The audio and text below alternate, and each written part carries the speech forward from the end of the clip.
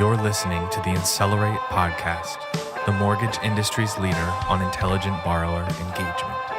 Here's your host, Josh Friend. Thanks everyone for tuning in. I'm here in studio with Neil Sahota. I'm going to read a little bit of his bio and then talk to him about a little about. First, I want to read the IBM Master Inventor. What exactly does that mean? I was kind of curious on what that. I know it's one of 300 people, so that's obviously very unique. But what is an IBM Master Inventor? It's a designation they give like innovators, so people that have created like a lot of intellectual capital that the company's actually been able to use and make good money off of, as well as people that have helped encourage other people to think innovatively, seek new solutions, seek new intellectual property. Those people that have created a lot of value and made a huge difference, they went up getting the designation of IBM Master Inventor. So now, does that? I know, as the time we've spoken before in the past, are you a programmer or were you a programmer? Or are you just really out there figuring out how to use business needs and how to use real world technology to fit that? I was a programmer a long time ago, a totally other lifetime. And it just so happened that as I advanced in my career, I was always the guy asking the questions like, well, why are we building this? Why do we need this? How do we know that's the right feature? And people used to look at me and say, you're not really thinking like a programmer. You should probably think about a different pursuit in life. Got it. No, that makes sense. I was told I was an undercover nerd because I used to program and I started managing technology. So I think I get that. And then something else that I thought was really interesting is having you as a United Nations subject matter expert on artificial intelligence and the founding member of AI for Social Good.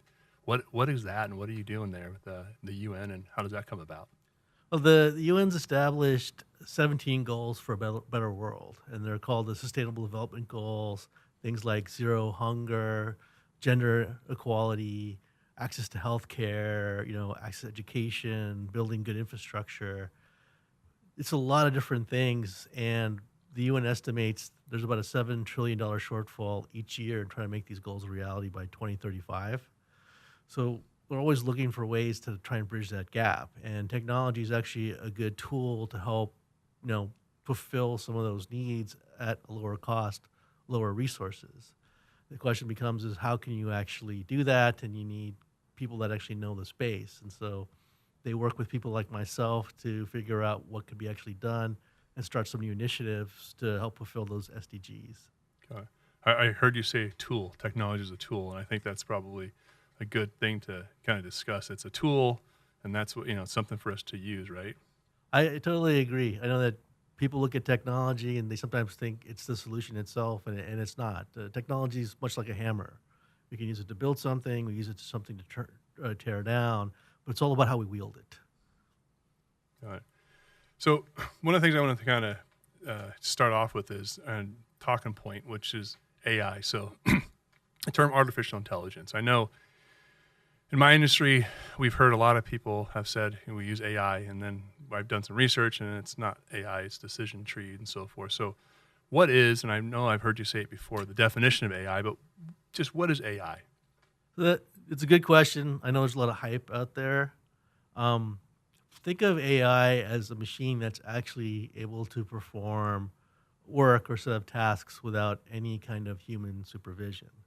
So to actually have something be called artificial intelligence, it really needs three things to it. The first is machine learning, that you don't have to program every path, every scenario. The machine actually learns by doing. So much like we as people, we read, we try, we get experience, we get better. It's the same thing with the machine. The main difference, though, is whereas we as people need like 10,000 hours to master a domain, machine only needs a few weeks because they learn very fast. Second is the ability to understand natural language, which again, as we as people, we really take that for granted. So if I said something like, "Hey, it's raining cats and dogs, so I'm feeling blue," most people will get that, right? They're like, okay, he's sad because it's raining really hard. But if you told the machine that, they're going to be like, wait a second. So small animals are falling from the sky, and Watch out. You've turned physically the color blue. That doesn't compute, So the ability to understand those colloquialisms, idioms, slang, jargon is a key component of artificial intelligence. We call that intent. Isn't that's what it's doing? It's Yeah. finding intent. Finding the intent, drawing meaning from the context of the conversation. So not taking everything literally. If you want to get, hopefully my memory's right around around the grammar, it's not denotation, it's the connotation. The third piece is the ability to interact as for another human being. So it's not about finding the right keywords. It's not about trying to just go through like a giant search engine and look for something. It's the ability to just have a conversation. So if you think about it, you want to do something like you want to buy a bike, for example, right? I might go out to Google, try a couple of keywords, get 50 bazillion web pages, go through some of them, learn a few more keywords, try them, maybe go to some Facebook fan pages, maybe look at some online stores, go through all this thing, and then try and make a decision. Whereas with AI, I could just go to the AI and say, I want to buy a bike. What should I get? And most likely the AI is going to come back and say, well, Neil, why do you want one? I'll be like, well, I want to get back in shape. Okay. How often do you think you'll ride it? I'll say like maybe 3-4 times a week, half an hour at a time. I'm like, okay, and where do you think you'd ride it? And let's say probably just around my neighborhood. And then the AI would come back and say, okay, here's the right bike for you. Now, it's obviously seeking more information to give you a good personalized recommendation, but it's like having a best friend that happens to know about bikes. It's a casual conversation. And the AI is also processing other information it's not directly asking. Like it might know things about me, like say, well, Neil's a really busy guy. He says 3 or 4 times a week, but it's probably like once a week, And I know Neil that he probably doesn't really want to spend a whole lot of money on a bike, so I'm going to factor that into my recommendation. But it's doing all those things. It's just like having a conversation with a buddy, and boom, you have your recommendation. So it's going to help people like me who find it very difficult to go online and search for things because there's just too much information. It's too much information, and it's trying to find those right set of keywords. I mean, sometimes we're looking for something that seems like obvious, but it's so specific, it's trying to find a needle in a haystack. Yeah.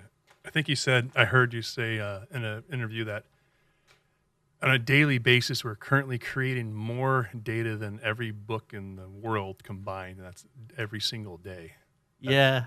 Last I saw, it was about over 9 petabytes of information a day, and that's more than all the books and all the libraries in the entire world.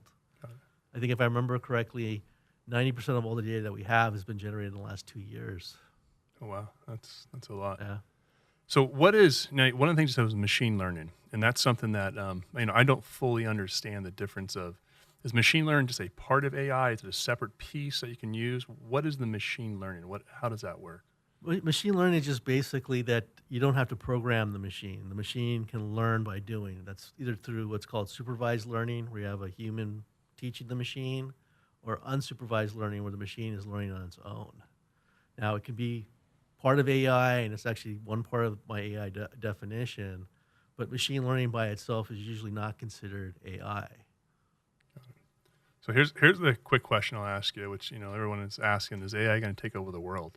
I don't believe so. I know people have that concern. It's a legitimate fear. I just don't think that can happen. To do something like that, one, you have to think about what they call generalized AI, an AI that right today is specialized. It knows like one area, and it's really hard for the AI to extend beyond that area. So if you teach an AI, for example, how to cook, you just can't by itself figure out how to make a plane, all right? And making that leap, I think, is going to take a tremendous amount of time. The second thing I think is that also implies then the AI has a level of consciousness, and self-awareness, which I don't know if we, even as people, can fully define and understand what that might mean. But my honest belief is those things will definitely take time, but we're also moving towards human-machine integration. And I think we're actually moving towards like becoming cyborgs, like a singularity event, rather than a machine race taking over.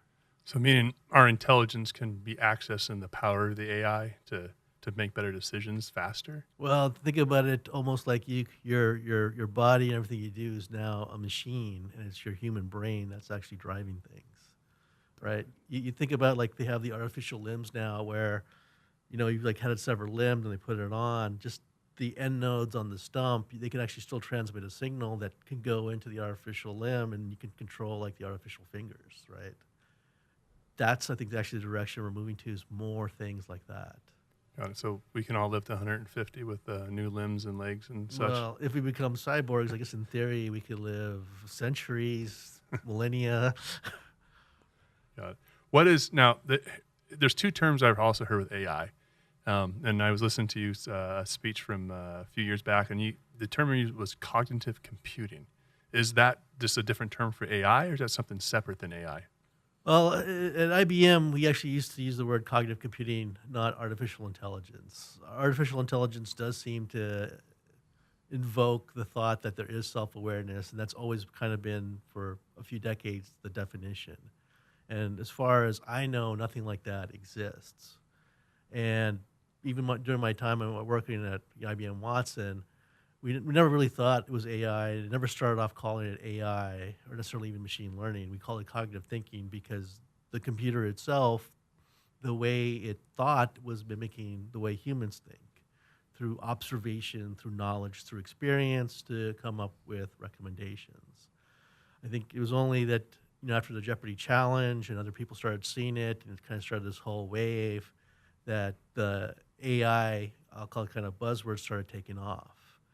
Are we really at what a lot of people might consider true AI? No. Will we get there one day? Maybe. But for right now, the word is sticking, and as long as those three items I called out are there, people do consider that AI. So it can learn, and it can interact with us and give us, better answers faster, and look at more possibilities than we could possibly do ourselves in the same time. Yeah, and it understands natural language.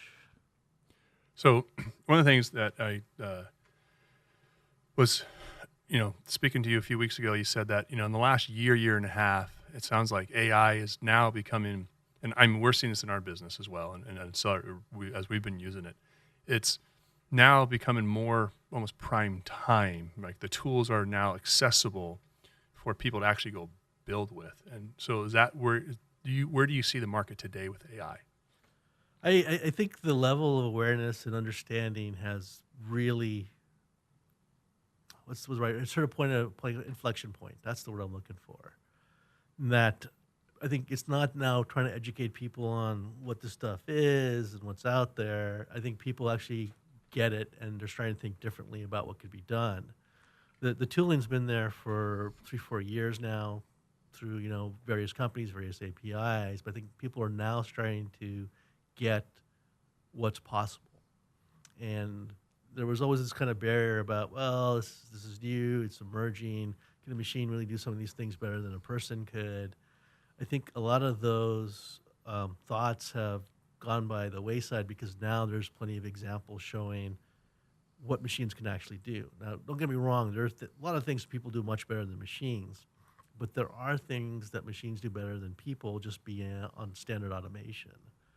So like one of the things that we've seen is machines can actually be better at reading the emotional state of a person than another person is, just by looking at things like body language, word choice, even the inflection tone of the voice. So where did AI start? And I know I think we spoke before, and you said you were at IBM before there was necessarily a Watson. It was called Watson. How did that start?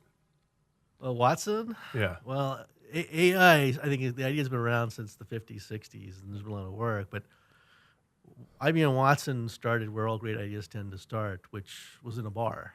There were three very smart IBM, distinguished engineers, probably sitting around talking, and they were wondering what might be something interesting, what might be a great challenge to try and tackle. And it so happened that Jeopardy was playing on the TV. And so they had the thought, well, could a machine play Jeopardy? And most people, the initial reaction was like, well, what's so hard about that, right? We built a machine that can play chess. Well, chess is a very objective game, right? There are prescribed rules. There's a limited number of steps that can be done. But if you think about Jeopardy, again, part of the challenge is natural language, the way we talk, and the way we may phrase things is not necessarily intuitive. So how could a machine take these types of colloquialisms and maybe not the best phrased things and draw a sense out of it and come up with with a question. Yeah, or question answer, whatever, whichever which. I guess that makes sense. If I watch Jeopardy and I typed in the questions into Google, I don't think I'm going to get the answer necessarily because it doesn't understand what I'm asking. Right? Is that the difference? Yeah, a simple example is like if you go to a search engine and you say, "Show me restaurants near me, but not pizza," right? You totally understand what I'm saying, but because the search engine is looking at keywords, it sees pizza as a keyword and usually gives you a bunch of pizza places, not what you wanted, right? So something that seems so blatantly obvious to us is actually incredibly difficult for a machine to understand. Sorry, that's the intent, right? Yeah. Natural language processing and the intent. So one of the things that I was reading recently, which I didn't know, is where in our lives right now we're using AI, and I read that Amazon, since the Rio Olympics, has been using AI to write news articles and tweets and blog posts. Where do we interact with AI right now? Do we interact daily with it? And we don't know that. I mean, what do we see out there? What is out there? There's probably a lot. Probably a lot of it is stuff that we actually don't see, or it's kind of like I'll call it the intermediate of some of the things that we're doing.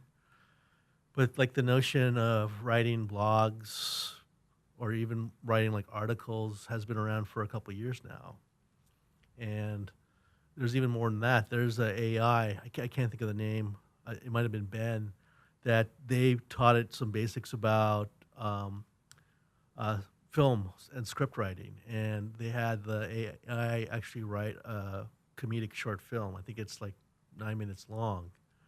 And I think his name is Thomas Middleton, the guy from Silicon Valley, actually decided to like produce it, start in it. They actually shot the script. And I think it was at the Toronto Film Festival where Was it good? Debuted. It got rave reviews. I think it's posted. I think it's posted online so you can watch it. But think about it: that you have an AI, a machine that was not only just able to write a script, but write a comedy. Yeah, it can pick up on stuff that we would find funny. Exactly. Which I can't imagine how that works. I heard you talk about Chef Watson and how the computer can't taste something, but it understands chemistry, right? And tell me about the Vietnamese apple kebab. How does that taste? It actually tastes pretty good. All right. Vietnamese apple kebab, Austrian chocolate burrito. These are not things we normally mix Austrian together. chocolate burrito. Yeah. That would be interesting. And I heard there's a good barbecue sauce that it came up with that is healthy. It does. Butternut squash, tarramin. I think it's called Bengali barbecue sauce. Bengali barbecue Yeah. sauce. I'll have to maybe use that this weekend in the barbecue. Where do you see, just kind of moving forward, if you will, in the next year? Where do we see AI? Do you think the average consumer is going to impact their lives? Where are they going to? Well, I mean, the biggest use right now is in digital marketing, right? Trying to figure out, everybody wants a personal experience, but figure out what product they want and what's the right discount to try and convert them. And, we're seeing more in customer service through like chatbots and other things. But the hot area I see right now, and I think the one that's going to be a real big differentiator is what's being called artificial empathy, where the AI, the machine is dynamically going to change how it interacts with you based on how it perceives the person is currently feeling. So if you're having that kind of back and forth, on whatever it might be, and suddenly you get angry, the AI is able to pick up on that and then change how it's engaging you, change its word choice, maybe becomes more soothing, maybe apologetic, or if you suddenly then start getting happy, maybe joke around with you so that it feels more like a natural conversation that, again, you're talking just with another person that is totally reading your mindset and is not just being empathetic, but responding to those emotions, even if it's not feeling it itself. So I think that goes to what I've heard you say before, which is a bias-free input, right? It picks up on it whether or not. So if you're upset and I'm upset, I may not read you correctly. So is that the bias-free part of AI? I don't know if I would call that bias-free, but I think it's looking at it through emotional intelligence, right? When it comes to the bias things, there's a lot of things that can color, and the hope is with AI we can strip out some of the bias from the interaction and be more, I'll call it, data-driven decision making.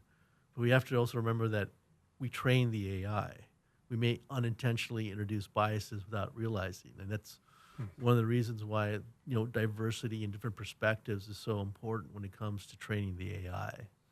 So let's talk about that training. So we've been in Seller, we've been training some AI, and I've been taking part in that and just explain that. And I think it goes back to what you said in the beginning, which is AI, what we have right now, is not taking over the world because it learns something very specific, a specific piece of tech. Whether it's you're looking for a bike, so it learns about bikes, or you're looking for, a recipe, it learns about recipe. But you train it. So what's the process? What does that look like? What does that mean to train AI? Well, there's different ways you can train the AI, and it all just depends on what makes the most sense in your strategy. Most AI, you feed it a bunch of information. So you might give it articles, encyclopedias, movies, videos, whatever it is, but you curate the content, right? So you're going through and you're trying to strip through and say, this is really the trusted content. And as part of that process, you establish what's called the ground truth. So you basically give the AI hard and fast rules that are essentially true. But those rules are to help formulate decision making, not, the earth is always round, for example. You're just giving it rules on how to make decisions. So think about like you're trying to teach a 3-year-old kid between good and bad behavior, right? You can't give the child every possible example, but you try and give them some simple rules to help them understand what might be good or what might be bad behavior. And then you do what's called supervised learning. You let the machine learn by trying. You might give it a bunch of questions and ask it to answer them. And you say, okay, this is right, this is wrong, it should really be this is partially right, you forgot this piece, this is actually a good answer, but a better answer would be this, and this is the reason why. And you go through that iteration, and it learns. In some cases, you could also do what's called unsupervised learning, where the machine actually learns on its own. A good example of that is Google's DeepMind's AlphaGo, the AI that was playing the game of Go. Yep. One of the things they did is they created 2 versions of AlphaGo, and they had it just play each other. And it played each other, I think, 1 million times over the course of like a week, right? No human could do that, but machine can. And as AlphaGo played itself, it learned a lot about the game and different types of strategies. And so there was no human intervention on that. But that's another way for the AI to actually get trained. I was reading about that when AI was able to beat someone playing Go. And I think the difference was, chess, we've been able to have a computer beat someone playing chess because I think there's only a certain amount of moves, and it's not a massive number, and you can read each move and go down the line. But Go has just the exponential amounts of moves, right? And so no one's able to beat a human. And then one day, I read that it came up with a new move, and then that was just kind of game was over. No longer Go was controlled by humans, and computers were able to take over. It can improvise, right? You can improvise, and again, if you teach the AI by psychology, you can read things about a person or try and use even psychological tricks. So I think in one of the Go games, the machine seemed to make this really strange move, right? Yep. And the human player was just like, whoa, why did it do that? What does it see that I don't? And it kind of the person got psyched out, right? We can't say for sure or not, but maybe AlphaGo did that intentionally to try and psych the person out, to start overthinking things. It's possible. Interesting. So one last thing before we wrap up with this one is you're writing a book. What's the title of the book you're writing right now? It's called Uber Yourself Before You Get Kodaked. Uber Yourself Before You Get Kodak. So tell me about it. It's essentially a book about you need to learn how to disrupt yourself before you get disrupted. And the focus is on AI. And it's for the layperson. It's not for technical people.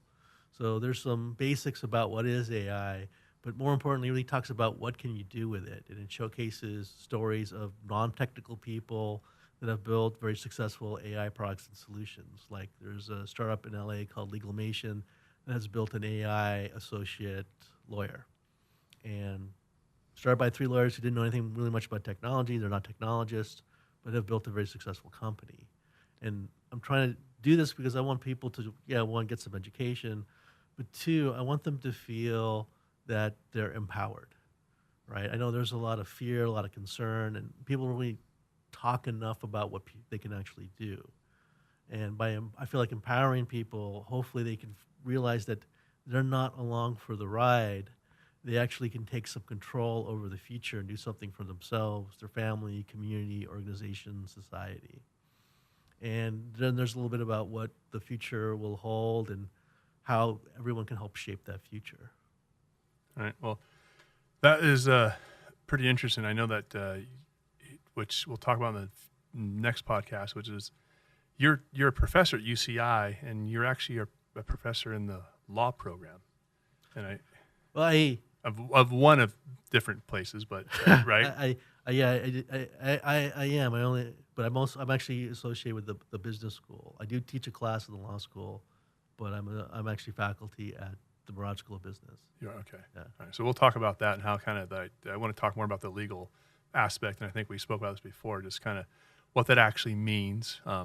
So next time we're going to talk about your passion and kind of where you see some of the biggest impacts in our lives. And I think one of the big things that we want to answer, I know for my industry, is going to be, how do I know if I'm really using AI? And that's going to be something that's very difficult for people to understand. There's a lot of people selling things that aren't AI. So we'll wrap up, and then we'll get into that, and we'll kind of talk about how we are actually using AI and how we can actually find out using AI. For all you listening, if you guys want to find out more about AI and kind of how we are using the mortgage industry, you can reach out to Incelerate, and we'll tell you what we're doing and kind of get you some exciting news. And we look forward to talking to you soon. Yeah, looking forward. Thanks, Josh. Thank you.